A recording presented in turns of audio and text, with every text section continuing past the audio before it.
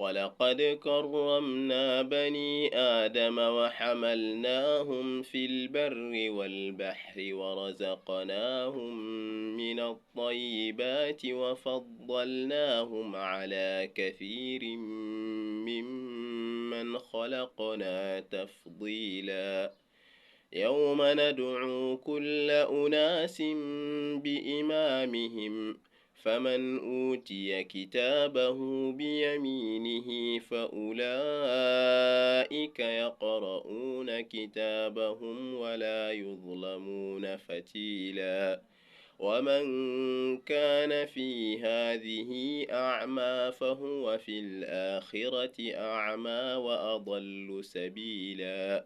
وإن كادوا ليفتنونك عن الذي أوحينا إليك لتفتري علينا غيره وإذا لاتخذوك خليلا ولولا أن ثبتناك لقد كدت تركن إليهم شيئا